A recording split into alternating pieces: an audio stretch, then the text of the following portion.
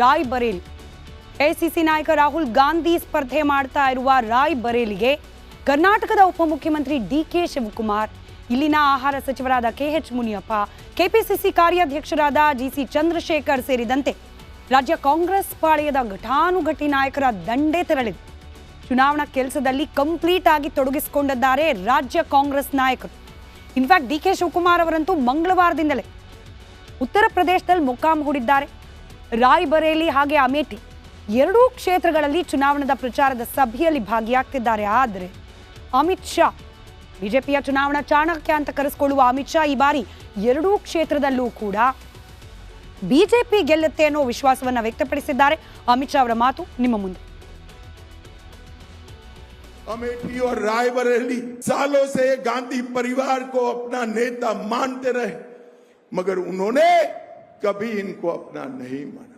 अभी मनोज पांडे जी कह रहे थे, मैं योग लगा रहा था, कम से कम 600 लोग अलग अलग दुर्घटना में मारे गए, मगर सोनिया जी मिलने नहीं आई.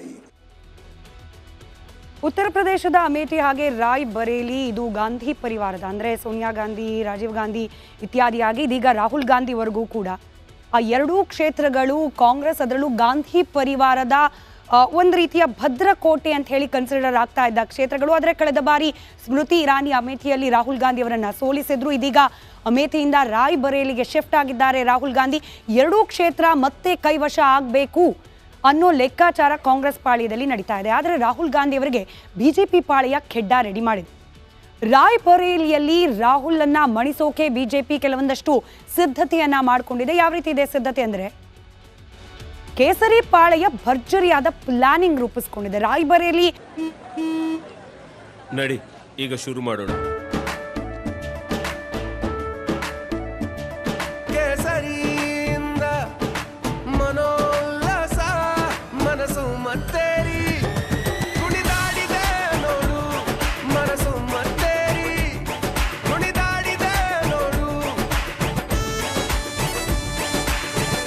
ಕ್ಷಣ ಕ್ಷಣವೂ ಆಚರಿಸಿ ಕೇಸರಿ ಹಬ್ಬ.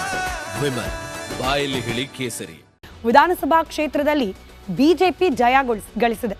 ಸದ್ಯಕ್ಕೆ ಅಲ್ಲಿನ ಹಾಲಿ ಎಂಎಲ್ಎ ಅದಿತಿ ಸಿಂಗ್ ಬಿಜೆಪಿಯ ಶಾಸಕಿ. ಮತ್ತೊಂದು ಕಡೆಯಲ್ಲಿ ಎಸ್ಪಿ ಶಾಸಕ ಕೂಡ ಆ ಕ್ಷೇತ್ರ ವ್ಯಾಪ್ತಿಯಲ್ಲಿ ಬಂಡೆದ್ದಿದ್ದಾರೆ. ಇಂಡಿ ಮೈತ್ರಿಕೂಟಕ್ಕೆ ಸಪೋರ್ಟ್ ಕೊಡ್ತಾ ಇಲ್ಲ ಅವರು. ಮನೋಜ್ ಕುಮಾರ್ ಪಾಂಡೆ ಎಸ್ಪಿಯ ನಾಯಕ ತಟಸ್ಥವಾಗಿ ಉಳಿಯುವ ನಿರೀಕ್ಷೆ ಇದೆ. ಈಗಾಗಲೇ ಪಕ್ಷದಿಂದ ಒಂದು ಹೆಜ್ಜೆ ಹೊರಗೆ ಕೂಡ ಇಟ್ಬಿಟ್ಟಿದ್ದಾರೆ ಪಾಂಡೆ. ಹೀಗಾಗಿ ಆ ಕ್ಷೇತ್ರದಲ್ಲೂ ಕೂಡ, ಅಂದರೆ ರಾಯ್ಬರೇಲಿಯಲ್ಲೂ ಕೂಡ ಒಂದು ಕಡೆ ಬಿಜೆಪಿಯ ಶಾಸಕಿ, ಮತ್ತೊಂದು ಕಡೆಯಿಂದ ಎಸ್ಪಿಯ ನಾಯಕನ ಬೆಂಬಲ ಪರೋಕ್ಷವಾಗಿ ಸಿಗಬಹುದು ಅನ್ನೋ ನಿರೀಕ್ಷೆ. ಇದೆಲ್ಲದರ ಆಧಾರದ ಮೇಲೆ ರಾಯ್ಬರೇಲಿಯಲ್ಲೂ ಕೂಡ ರಾಹುಲ್ ಗಾಂಧಿ ಅವರನ್ನ ಸೋಲಿಸಬಹುದು ಅನ್ನೋ ಲೆಕ್ಕಾಚಾರ ಬಿಜೆಪಿ ಪಾಳ್ಯದಲ್ಲಿ ನಡೀತಾ ಇದೆ. ಕಳೆದ ಬಾರಿಯ ಚುನಾವಣೆಯಲ್ಲಿ ಯಾವ ರೀತಿ ಇತ್ತು ಫಲಿತಾಂಶ, ಅದನ್ನು ಕೂಡ ಕ್ವಿಕ್ ಆಗಿ ಗಮನಿಸೋಣ. 2019ರ ಲೋಕಸಭಾ ಚುನಾವಣೆಯಲ್ಲಿ ಸೋನಿಯಾ ಗಾಂಧಿ ಅವರು ಈ ಕ್ಷೇತ್ರದಿಂದ ಸ್ಪರ್ಧೆ ಮಾಡಿದ್ರು.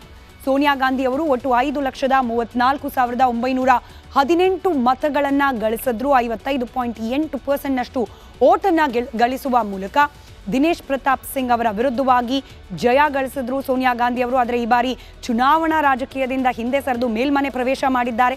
ಹೀಗಾಗಿ ತಾಯಿ ಪ್ರತಿನಿಧಿಸ್ತಾ ಇದ್ದ ಕ್ಷೇತ್ರದಲ್ಲಿ ಈ ಬಾರಿ ಪುತ್ರ ಕಣಕ್ಕಿಳಿದಿದ್ದಾರೆ.